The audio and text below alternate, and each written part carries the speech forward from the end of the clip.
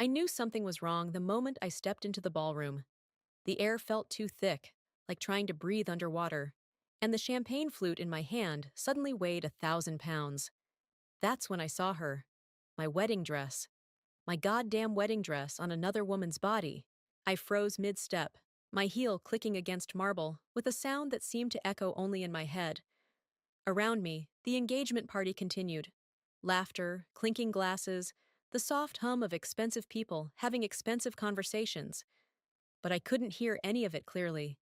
Just white noise and the thundering of my pulse. Elena, you actually came! Adam's voice cut through my shock. My ex-husband materialized beside me, his familiar cologne hitting me a second before his words did.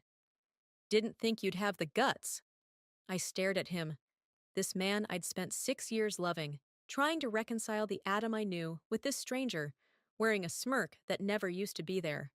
Why is she wearing my dress? The question came out steadier than I felt. He laughed, taking a sip of his whiskey. Oh, that. Angela found it at this vintage boutique. Isn't that wild? She fell in love with it. Complete coincidence. Bullshit. Complete bullshit. That dress had been custom made. Hand-beaded. One of a kind. You know that's not possible. I kept my voice low, even as I felt heat crawling up my neck. Maybe you're not as unique as you think, Elena. His eyes flicked over me, assessing. Anyway, Angela wears it better. You've put on what, 15 pounds since the divorce? The comment landed like a slap. I'd lost weight, actually. 10 pounds of stress and heartache that melted away while I cried myself to sleep for months. I watched his new fiancée, young, blonde, laughing, twirling in my dress. My dress. The one thing I'd kept from our marriage besides scars.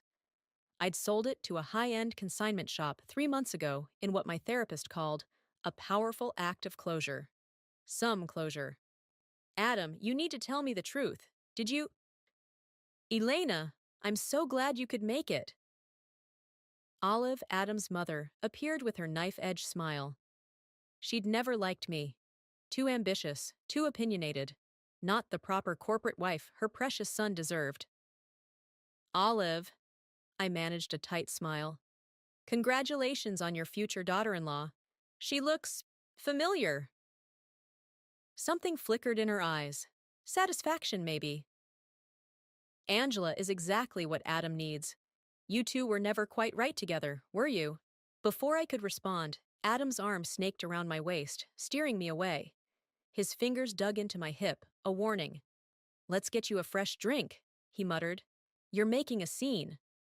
I wasn't, but I wanted to. At the bar, away from his mother, I turned to face him. Did you buy my dress from Eloise's Vintage? Did you specifically seek out my wedding dress for your child bride to wear to your engagement party that you invited me to? His smile never reached his eyes. You're being paranoid. It's just a dress. It's my dress. Was your dress. Past tense. Like our marriage.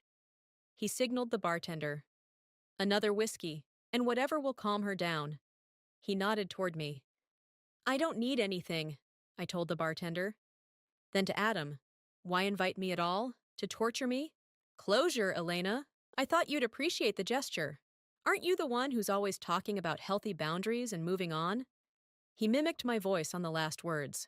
Besides, everyone's here. Wouldn't look right if my ex-wife was the only person missing. Everyone. I glanced around and spotted familiar faces from our shared life. Colleagues from his investment firm. Country club friends. Even my former sister-in-law, who'd sworn she'd always be my friend. All of them watching Angela float around in my dress, probably whispering about poor, discarded Elena. You're enjoying this, I realized aloud. Adam's smile widened. Don't be dramatic. I'm just celebrating my engagement. A burst of applause drew our attention.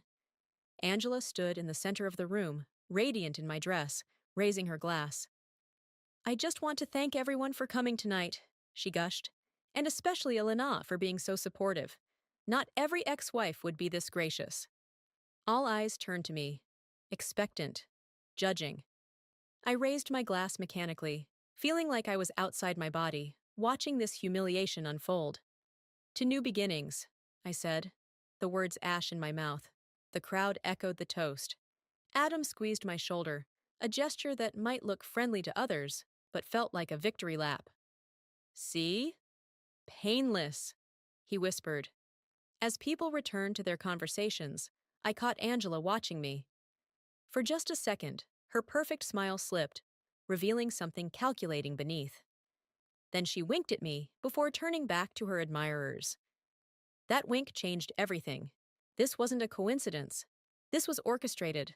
Every detail, the dress, the invite, the public humiliation, designed to break me. I set down my untouched drink. I need to use the restroom. Adam wasn't listening anymore, already drifting back toward his bride-to-be. I didn't head for the bathroom. Instead, I walked straight to the coat check, collected my things, and stepped into the cool night air. They thought they knew me, fragile, predictable Elena, who'd crumble under pressure. They were wrong. I pulled out my phone and made a call. Celeste, it's me. I need your help with something. He did what? Celeste's voice crackled through my phone as I paced the sidewalk outside the hotel. 3 a.m. And sleep wasn't even a distant possibility. Had his new fiancée wear my wedding dress to their engagement party. My actual wedding dress. That's not just petty, that's pathological. Celeste had been my friend since college, before Adam, before everything. She'd never liked him. And you're absolutely sure it was yours? The left shoulder strap had that tiny repair where it tore during our first dance. I'd know that dress anywhere. My breath clouded in the night air. And then Angela winked at me, like we were sharing a joke. What are you going to do? I stopped under a streetlight, watching moths batter themselves against the glass. I don't know yet, but I'm done being the sad ex-wife they can parade around for entertainment. Elena, Celeste's tone shifted. I get that you're hurt, but it's not about being hurt. It's about being played. I resumed pacing. He's trying to erase me, replace me with a younger model, and make me watch. And everyone's letting him. So don't let him. Walk away. Live your best life. That's the real revenge. I laughed, the sound harsh even to my own ears. That's what my therapist says.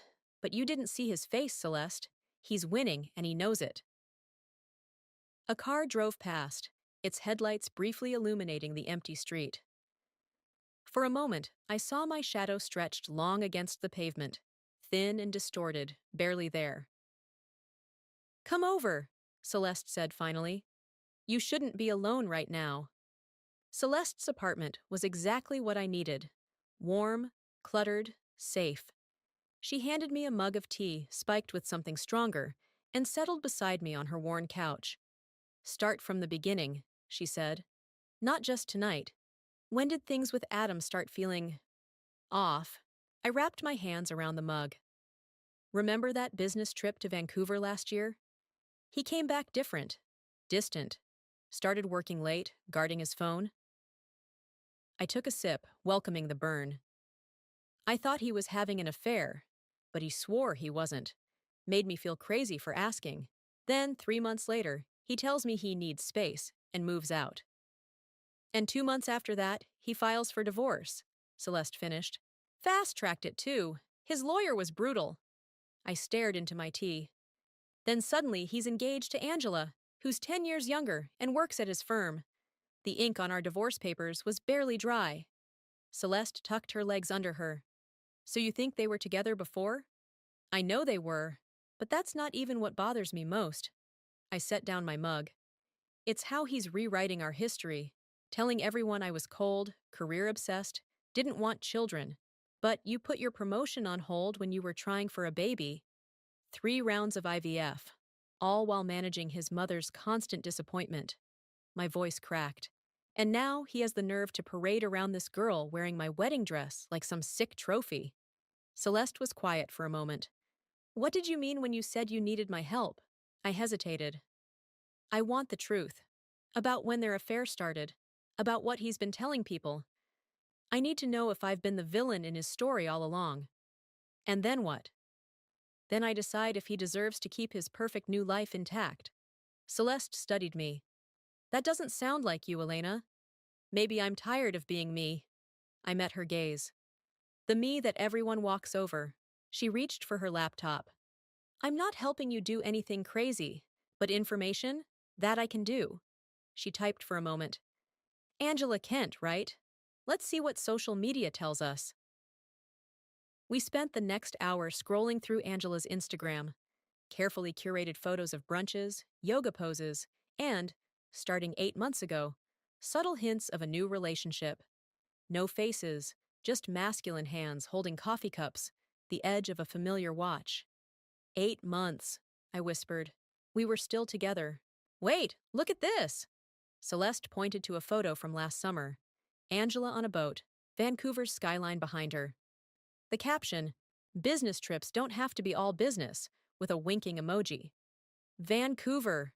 My stomach clenched. That's when it started. Celeste clicked through to the comments. One caught my eye. Our secret's getting harder to keep. Worth it, though. From a private account with only Adam's initials. I need to sit down. You are sitting down. Then I need to stand up. I paced Celeste's living room. He was with her in Vancouver, while I was injecting myself with hormones and planning our future.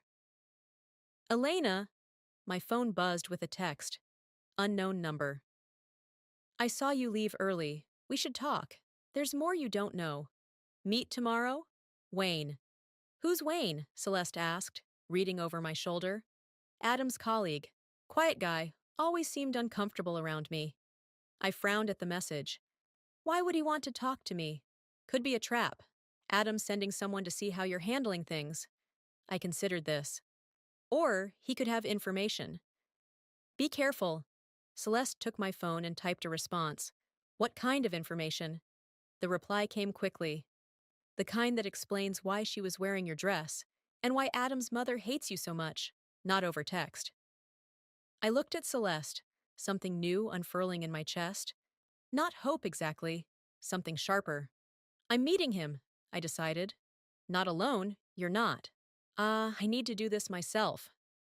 I took my phone back. But I'll meet him somewhere public, I typed. Tomorrow, noon, the coffee shop on 9th. His response was immediate. I'll be there. And Elena, bring the flash drive from your desk drawer, the one Adam doesn't know about. My blood went cold. I hadn't thought about that flash drive in months. It contained backup files from when I'd helped Adam organize his home office last year, including financial records I'd never opened. How does he know about that? Celeste whispered. I stared at my phone, mind racing. I don't know, but I'm going to find out. I arrived at the coffee shop 20 minutes early, flash drive heavy in my coat pocket. Sleep had been impossible after leaving Celeste's apartment. Instead, I'd gone home and dug through old boxes until I found it. A small black rectangle containing pieces of Adam's life I'd never examined. The barista had just set down my Americano when I spotted Wayne entering, scanning the room with nervous energy. He looked different outside the office context, more human in jeans and a worn leather jacket than the crisp suits Adam insisted his team wear. He noticed me and approached, hands shoved deep in his pockets. You came, he said, sliding into the seat across from me. You made it sound important. Wayne ordered coffee, then leaned forward. I wasn't sure you'd bring it. He nodded toward my pocket, where I'd been unconsciously fingering the flash drive. I haven't decided if I'm giving it to you. I studied his face for signs of deception. How do you even know about it? Adam's been looking for it. Tore apart his office last week, then called Angela in a panic. Wayne's coffee arrived, but he ignored it. He thinks you might have taken it deliberately. Yeah, I didn't. I trailed off, remembering. We were organizing his home office before a tax audit. I backed up his financial documents as a precaution. Did you ever look at those files? I shook my head. It was just routine. Why would I? Wayne took a sip of his coffee, grimacing at the heat. Because Adam's been running 2 sets of books for years, one for the IRS, one for his clients. The words didn't make sense at first. Adam was arrogant, controlling, unfaithful. But a criminal? That's a serious accusation, I said carefully. It's why I left the firm 3 months ago. I found discrepancies, confronted him, and he offered me money to stay quiet. Wayne's voice was low, steady. I refused. He threatened to ruin my reputation if I went to the authorities. Why are you telling me this? Because that flash drive might contain proof, and because you deserve to know what kind of man you were married to.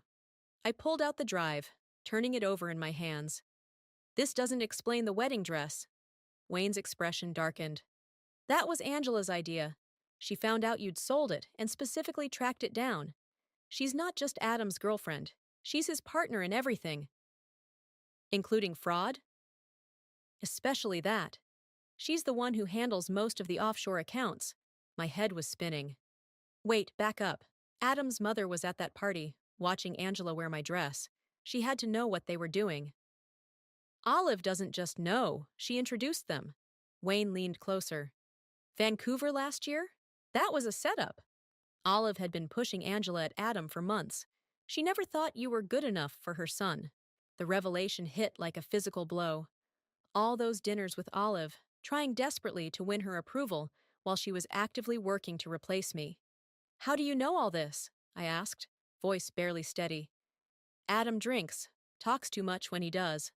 Wayne hesitated, and Angela and I dated briefly before she set her sights on Adam. I stared at him. So this is about revenge for you? Initially, maybe. He didn't flinch from my gaze. Now, it's about doing what's right. Adam's stealing from people who trust him. Elderly clients, family friends. I closed my fingers around the flash drive. If what you're saying is true, why not take this to the SEC yourself? Because they'll need more than just those files. They'll need testimony from someone on the inside. Wayne's eyes met mine. Someone like his ex-wife who had access to his home office, who might have noticed things. I didn't notice anything. Are you sure? Think back, Elena. The late-night calls he'd take in another room, the trips that never quite made sense. Memories surfaced. Adam insisting I never touch his work papers, the locked drawer in his desk, the unexplained cash deposits I'd glimpsed in our joint account before he moved all our finances to separate banks. I struggled for words. This is a lot. I know, and I'm sorry to dump it on you. Wayne looked genuinely apologetic. But when I saw you at that party, saw what they were doing to you. You were there? I interrupted. I didn't see you. I wasn't invited. I was meeting a friend at the hotel bar and saw you leave. Recognized that look on your face. His smile was grim. It's the same one I had when I realized who Adam really was. I took a long sip of my coffee, trying to process everything. What exactly are you suggesting I do? Help me build a case. Check what's on that drive. If there's evidence, we take it to the authorities together. And if I don't want to get involved? Wayne shrugged. That's your choice. But ask yourself, do you really want to let them win? Let them humiliate you and walk away clean? Before I could answer, my phone buzzed with a text. I glanced down and felt my stomach drop. Where are you? We need to talk. I'm outside your apartment. Adam. I showed Wayne the message. He knows, Wayne said quietly. Someone must have seen us. Or he's tracking my phone. A chill ran through me. He always knew my passwords. You need to be careful. Adam won't hesitate to destroy anyone who threatens him. Wayne stood. Don't go home. Not yet. I can't just disappear. No, but you can buy time. He pulled out his phone. Text him back. Tell him you're shopping or at the gym. Somewhere he can't easily check. My fingers hovered over the keyboard. This was the moment. Step into this conspiracy or walk away. I typed, at yoga. Need space after last night. Talk tomorrow? Adam's response was immediate. Fine. Dinner tomorrow, 7 p.m. We need to discuss some items of yours I found. I looked up at Wayne. He's bluffing, trying to see if I have the drive. Probably. Wayne held out his hand. So what's it going to be, Elena? Are you in? I pocketed the flash drive and stood up. I'm not giving you this, not yet, but I'll look at it myself. Fair enough. He nodded. But don't do it at home or on any device Adam might have access to. I'm not stupid. No, Wayne said, something like admiration in his eyes.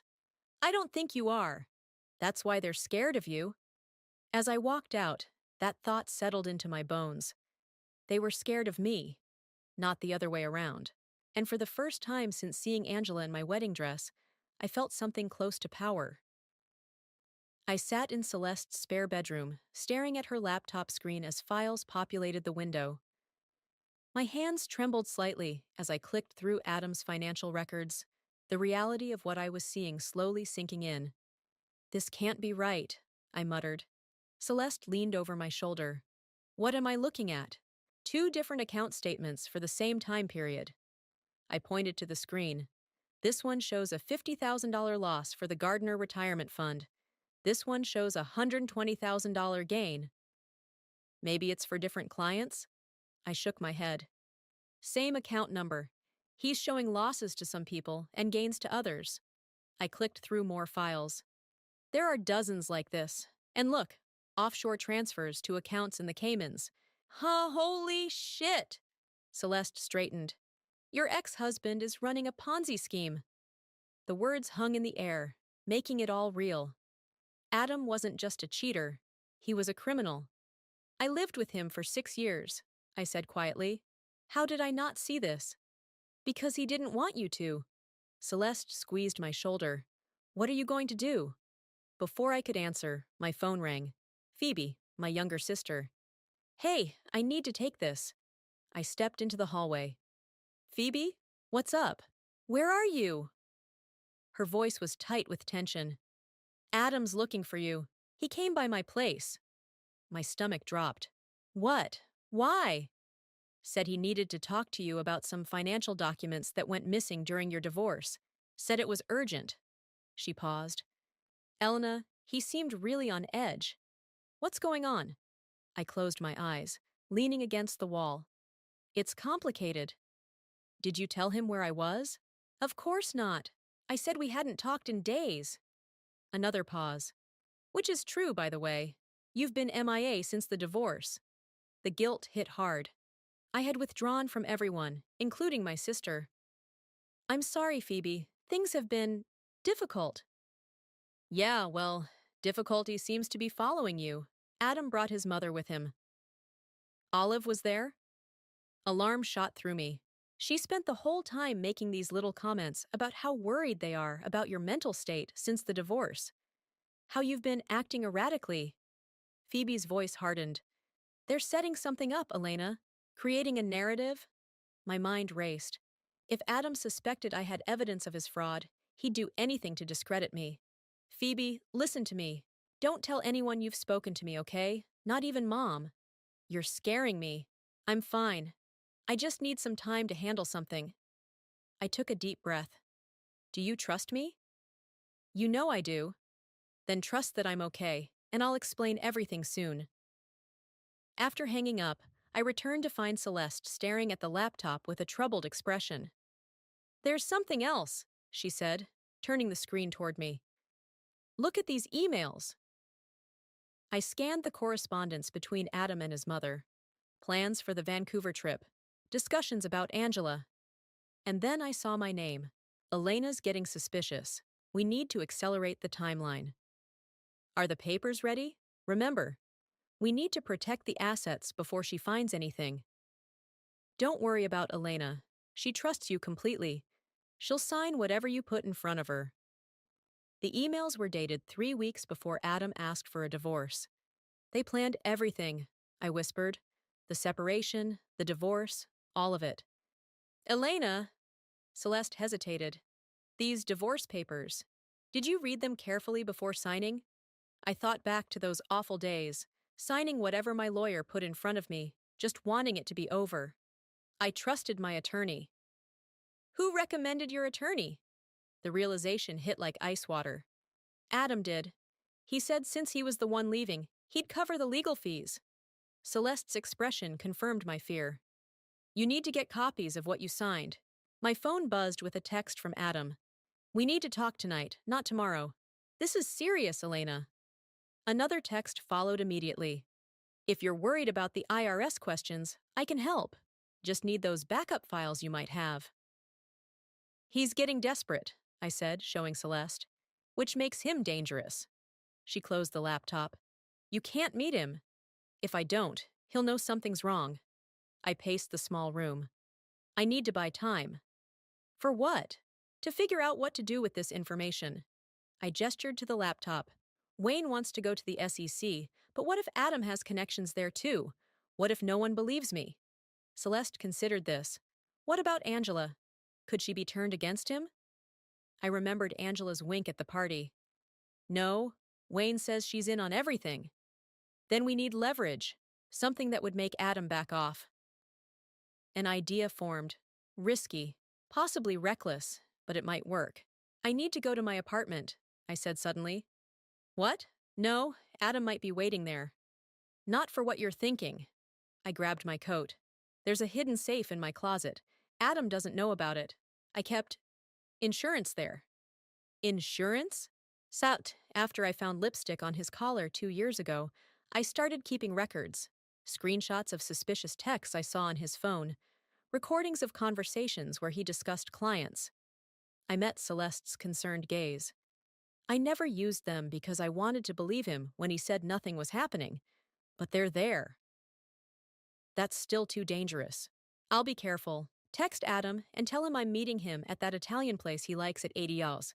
That gives me time to get in and out of my apartment. And if he's already there? Then I'll deal with it. I felt a strange calm settling over me. I'm done running from him, Celeste. As I headed for the door, my phone buzzed with another message. Not from Adam this time, but Wayne. Angela just called me.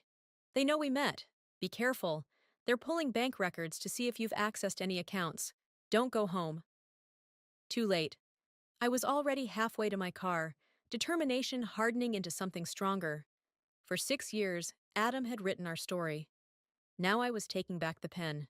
Rain pounded the windshield as I parked a block from my apartment building. Perfect weather for what I was about to do. Dark enough to provide cover, miserable enough to keep people indoors. I pulled my hood up and checked my phone one last time. 8:15 p.m. Adam would be at the restaurant by now, checking his watch, growing increasingly irritated as I failed to show. Good. I moved quickly through the rain, scanning for his car or any sign of Olive. The street was clear, but anxiety still crawled up my spine as I approached my building. This was either very smart or incredibly stupid. The lobby was empty. I took the stairs instead of the elevator, not wanting to announce my arrival with a ding.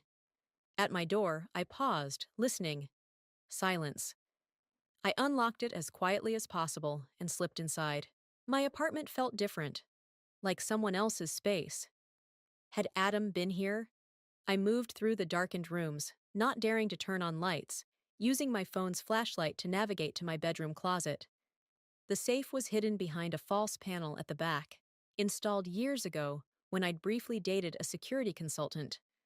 I'd never told Adam about it, my one secret in a relationship where he demanded total transparency. I slid the panel aside and entered the combination. Inside lay a small fireproof box containing exactly what I'd come for: a USB drive, a small recording device, and a folder of printed documents. As I reached for them, a floorboard creaked behind me. I whirled around, heart hammering. Looking for something? Angela stood in my bedroom doorway, silhouetted against the hall light she'd switched on. I clutched the box to my chest. What are you doing in my apartment? Waiting for you. She stepped forward, surprisingly calm. Adam thought you might come here. So he sent his attack dog while he hides at the restaurant? I backed up against the closet. Classy. Adam doesn't know I'm here. She perched on the edge of my bed, looking oddly at home. I came on my own. That caught me off guard. Why? Because we need to talk, woman to woman. She gestured to the box in my arms. About whatever you think you have there, and about what I'm wearing. You mean my wedding dress? The anger I'd been suppressing flared. Was that your idea or his? Mine. She didn't even have the decency to look ashamed.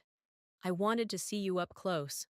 The woman Adam couldn't stop talking about even after you were gone. If you came to gloat, I came to warn you. Her voice sharpened. You have no idea what you're getting into, Elena. Adam isn't just angry, he's scared. And that makes him dangerous. I studied her face, trying to read her angle. Why would you care? Because I've seen what happens to people who threaten him. She twisted the engagement ring on her finger. His last assistant found some discrepancies in the books. Asked too many questions. Now she can't get hired anywhere in finance. Is that supposed to scare me? It should. Adam has powerful friends. He's already talking to people about your fragile mental state since the divorce, the same narrative Olive had been feeding Phoebe. I felt cold despite the stuffiness of the room. Wayne told you about the fraud, didn't he? Angela continued. About the 2 sets of books? I kept my expression neutral. Why would Wayne tell me anything? Don't play dumb. We know you met with him. She leaned forward. What you don't know is that Wayne isn't the white knight he pretends to be. He was happy to look the other way until Adam passed him over for promotion. You're lying. Am I? Ask him about the Dennison account. Ask him where that money really went. My grip tightened on the box. If you're trying to confuse me, I'm trying to give you an out. Angela stood up. Walk away, Elena. Give Adam whatever files you have, sign a non-disclosure agreement, and he'll make it worth your while. You think I can be bought? Everyone has a price. She shrugged. Yours is $500,000. Enough to start over somewhere new. The offer hung in the air between us. $500,000 to forget what I'd seen. To let them continue stealing from people who trusted them. Why the wedding dress? I asked suddenly. If this is about buying me off, why humiliate me first? Something flickered across her face. Discomfort, maybe even guilt. That was a miscalculation. Adam said it would help break your confidence. She looked away. I didn't realize how it would feel, wearing another woman's memories. But you did it anyway. Yes. Her eyes met mine again, harder now. Because that's what it takes to survive in Adam's world. Compromise, sacrifice, doing things that make you hate yourself a little. The rain drummed against the windows, filling the silence between us. Is that what you want? I asked quietly. To survive in Adam's world? For a moment, her mask slipped. I saw uncertainty, maybe even fear. Then it was gone. What I want doesn't matter anymore. She moved toward the door. You have 24 hours to decide. After that, Adam will do whatever it takes to protect himself. And what about you? Will you do whatever it takes to protect him? She paused in the doorway. I'll do whatever it takes to protect myself. Her eyes flicked to the box in my hands. Just like you're doing. After she left, I stood frozen, listening to her footsteps fade down the hallway. The apartment door opened and closed. I sank onto my bed, mind racing. Angela's warning seemed genuine, but so did her threat, and her comment about Wayne troubled me. What if he wasn't the ally I thought? My phone buzzed with a text from Adam. Where are you? We had a deal. Then another. Just talked to Angela. Smart move coming home. Let's meet tomorrow. My office, 10 a.m. So Angela had already reported back to him. Whatever moment of honesty we'd shared was over. I opened the box and examined its contents. The recordings, the documents, evidence of Adam's indiscretions, but nothing concrete about the fraud. Not enough to protect me if he came after me with everything he had. I needed more, and I knew exactly where to get it. I texted Wayne. We need to talk about the Dennison account. His response was immediate. Who told you about that? Your move, Wayne, I wrote back. Either you're with me or you're with them. Wayne chose a diner on the outskirts of town for our meeting, the kind of place with sticky laminate menus and waitresses who called everyone Hun. I arrived first, sliding into a back booth with a clear view of both entrances. My evidence box sat beside me, a physical reminder of what was at stake. I'd barely slept after my encounter with Angela, her warnings mixing with memories of Adam until I couldn't separate truth from manipulation. Wayne arrived looking worse than I felt. Unshaven, dark circles under his eyes, constantly glancing over his shoulder. You're being followed, he said without preamble, sliding into the booth. What? How do you know? Because I've been followed for 3 days. He ordered coffee when the waitress approached, then leaned forward.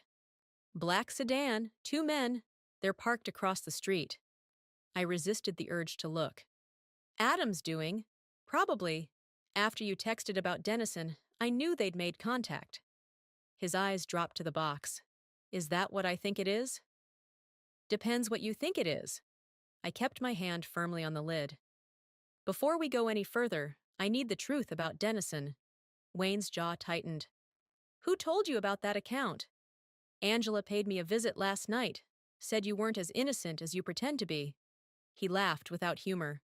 Of course she did. They're trying to turn us against each other. So there's nothing to tell? The waitress delivered his coffee. Wayne waited until she was out of earshot. Dennison was one of Adam's first fraudulent accounts, 5 years ago. He stirred his coffee without drinking it. I helped set it up. That's what Angela wanted you to know. The admission hung between us. I'd expected denials, not confession. So you were part of this? Yes. Before I understood what Adam was really doing. Wayne's knuckles whitened around his mug. He said it was a tax strategy for a difficult client.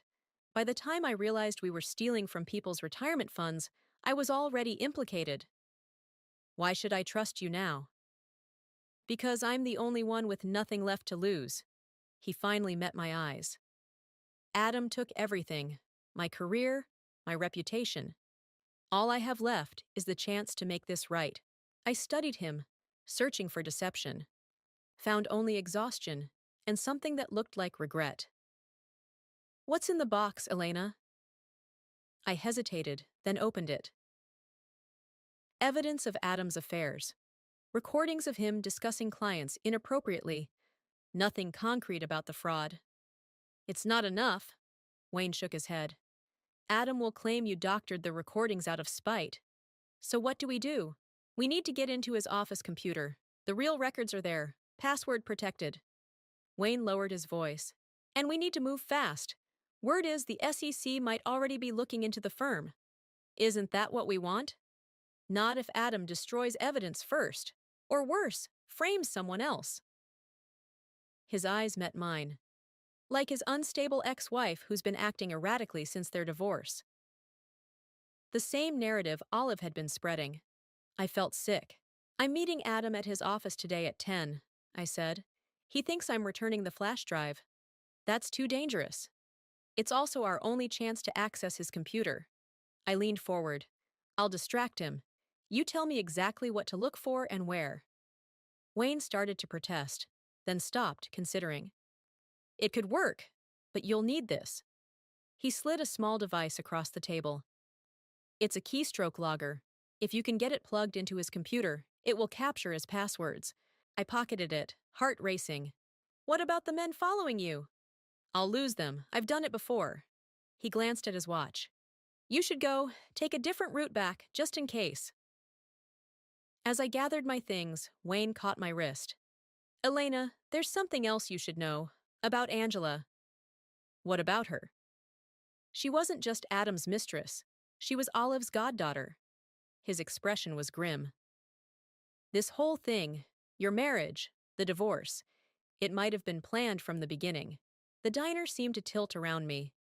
That's not possible. We were married for 6 years. Long cons take time, especially when there's serious money involved. Wayne released my wrist. Just be careful. Trust no one. I left the diner in a daze, Wayne's words echoing. Could my entire marriage have been a setup? It seemed too elaborate, too cruel even for Adam. Yet as I drove toward the office building that had once been like a second home, memories resurfaced with new context. How Adam had pursued me relentlessly after we met at a charity event, Olive's charity event. How he'd insisted I quit my job at a competing firm to avoid conflicts of interest. How he'd managed our finances from day one. By the time I pulled into the parking garage, a cold clarity had settled over me. Whether Wayne was right about everything or not, one thing was certain. I'd been played. My phone buzzed with a text from Celeste. Are you sure about this? We could still go to the police. I typed back. With what? They'll believe Adam over me. I need proof. Be careful. Call me the second you're out. I tucked my phone away and checked my reflection in the rearview mirror. I looked calm, collected, nothing like the turmoil inside me.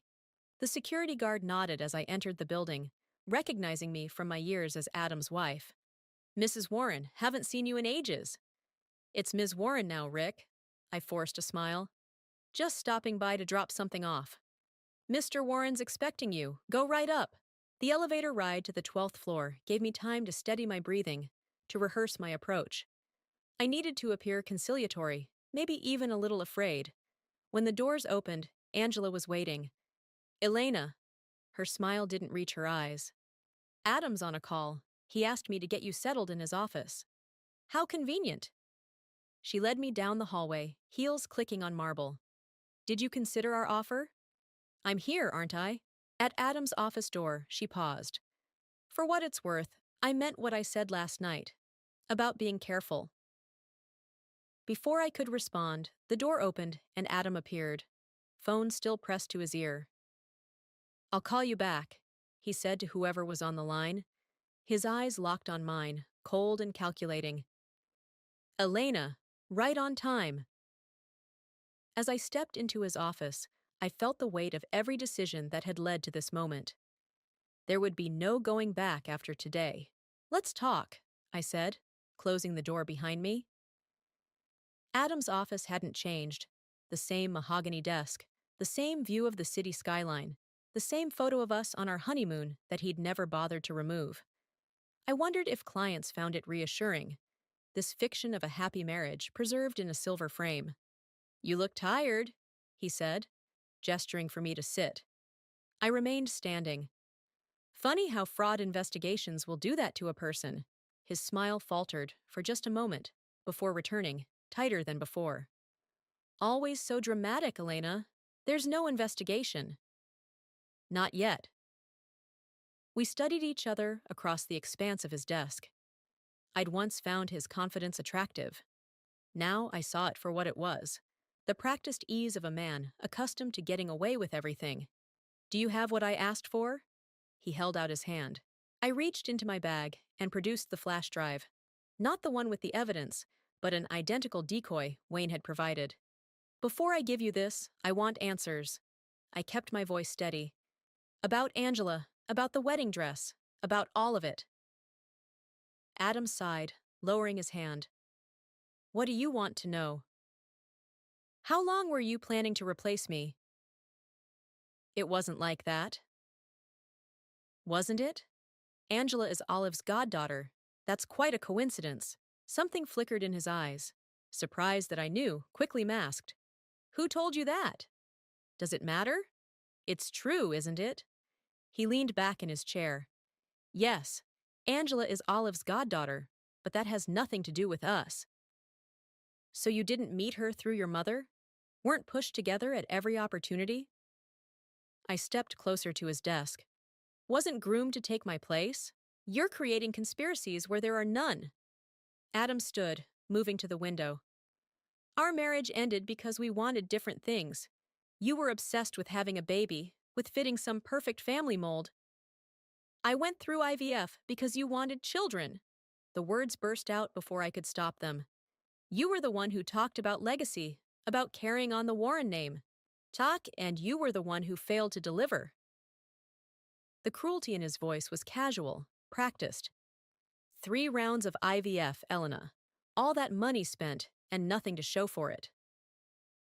The room seemed to tilt. We'd never spoken so bluntly about our fertility struggles. In all our fights, he'd never directly blamed me. So that's why you cheated? Because I couldn't get pregnant? I cheated because you were no longer the woman I married. He turned back to face me. You became obsessed, desperate. It wasn't attractive. Each word was a precision strike, targeting old insecurities.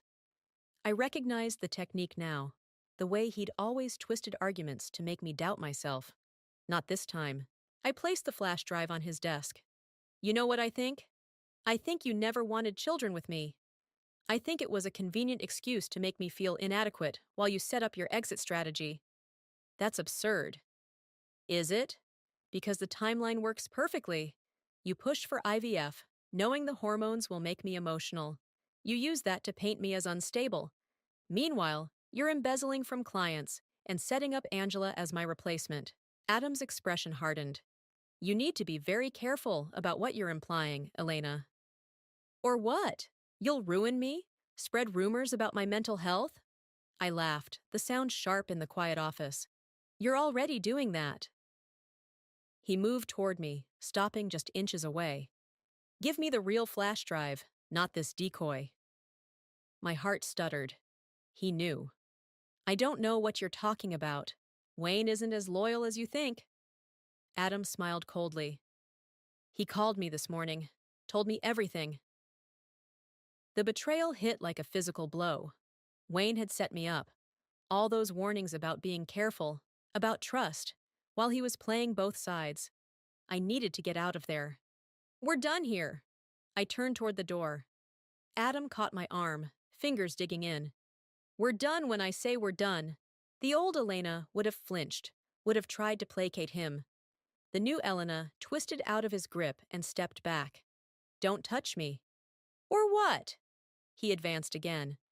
What exactly do you think you can do to me, Elena? I have everything. The money, the connections, the credibility. You have nothing. I have the truth. The truth? He laughed. No one cares about the truth. They care about perception. And the perception is that you're a bitter ex-wife trying to destroy me because I moved on. As he spoke, I noticed his computer on the desk behind him. The keystroke logger felt heavy in my pocket. I needed to distract him. The wedding dress, I said suddenly. Why did you do that? The question caught him off guard. What? Why have Angela wear my wedding dress? What was the point of that cruelty? Something like satisfaction crossed his face. Because I wanted to see if you still cared, if you still had feelings for me. That's pathetic. Is it? You showed up. You let it hurt you. He stepped closer again. You still love me, Elena. That's your problem. You always will. The arrogance, the absolute certainty in his voice ignited something in me. Not anger, but clarity. In that moment, I saw him completely. Not the man I'd loved, but the hollow shell I'd projected my hopes onto. No, Adam, I don't love you. I met his gaze steadily. I don't even know you, and I'm not sure I ever did. Confusion flickered across his face, quickly replaced by anger. Enough games. Where's the real flash drive? With people you can't reach. I took a deliberate step toward his desk, toward his computer. People who already have copies of everything. You're bluffing. Am I? I picked up the photo of us from his desk. You know what's interesting about this frame? It's the one I gave you for our first anniversary, the one with the hidden compartment. His eyes widened slightly. I'd struck a nerve. What hidden compartment? I turned the frame over, pressing the secret latch I'd shown him years ago. A latch he'd apparently forgotten. The back panel slid open, revealing a small recording device, the one that's been recording this entire conversation. I smiled as his face drained of color. Including your admission about Angela and your mother. Give me that. He lunged for the frame. I sidestepped him, using his momentum to slip behind his desk. In one fluid motion, I plugged the keystroke logger into his computer. It's over, Adam. I backed toward the door, frame in hand. You, Angela, your mother. You all underestimated me. That was your mistake. His face contorted with rage. Security! He shouted toward the door. Security! I yanked open the door to find Angela standing there, face pale. Move, I told her. To my surprise, she stepped aside. As I walked past her, she whispered, The Cayman accounts. Password is Olive Garden 1956. I froze for a split second, processing her betrayal. Of Adam, not me. Behind us, Adam was still shouting. Security would arrive any moment. Why? I asked her. Her eyes met mine, resolute. Because you're right. It is over. I ran. The conference room at the SEC offices felt sterile and impersonal. all glass and chrome, designed to intimidate. I sat straight-backed in an uncomfortable chair, surrounded by serious-faced agents reviewing the evidence I'd provided. "And you obtained this password how, exactly?" Agent Reeves asked, not looking up from her notes. An anonymous tip." I kept my promise to Angela. Whatever her reasons for helping me, I wouldn't expose her. "Convenient." Agent Reeves didn't sound convinced. "The evidence speaks for itself." I gestured to the screens where Adam's financial records were displayed. The Cayman accounts, the double books, the client statements, it's all there. Along with your recording of Mr. Warren essentially admitting to setting you up. Agent Reeves finally met my eyes. That was resourceful. I didn't tell her about the keystroke logger. Some details were better left unshared. "What happens now?" I asked. "We continue our investigation. Mr. Warren and several associates have been brought in for questioning." She closed her folder. "You're free to go, Ms. Warren. We'll be in touch if we need anything else." Outside, the October air felt crisp and clean after the stifling conference room. I checked my phone. 3 missed calls from Celeste, 1 from Phoebe, and a text from Wayne. "Need to talk. Meet me?" After his betrayal, Wayne was the last person I wanted to see, but curiosity won out. I texted back, "Where?" His response came immediately, "The bench." "You know the one." I did know. It was where we'd first discussed Adam's fraud. A public place, safely neutral. Wayne was already waiting when I arrived, looking more haggard than ever. He stood when he saw me, uncertainty in every line of his body. "I wasn't sure you'd come." I almost didn't. I remained standing, keeping distance between us. "Adam said you called him, warned him about me." I did. Wayne didn't try to deny it. "But not for the reason you think." "Enlighten me." I needed him to believe I was still on his side. It was the only way to get access to his private server. Wayne pulled out his phone, showing me an email. "I sent this to the SEC yesterday morning, before you went to Adam's office." I scanned the email, detailed instructions for accessing Adam's hidden accounts, including server locations and passwords. "You set him up," I realized. "Used me as a distraction while you gathered the final evidence." "Used" is a strong word. Wayne pocketed his phone. "I knew you were smart enough to handle Adam, and I knew he'd be focused on you, not on what I was doing." "You could have told me." "Would you have agreed to it? To being the decoy?" I considered this. "Probably not." "Exactly." He gestured to the bench. "Can we sit, please?" I hesitated, then sat at the far end. Wayne took the hint and kept his distance. "There's something else you should know," he said.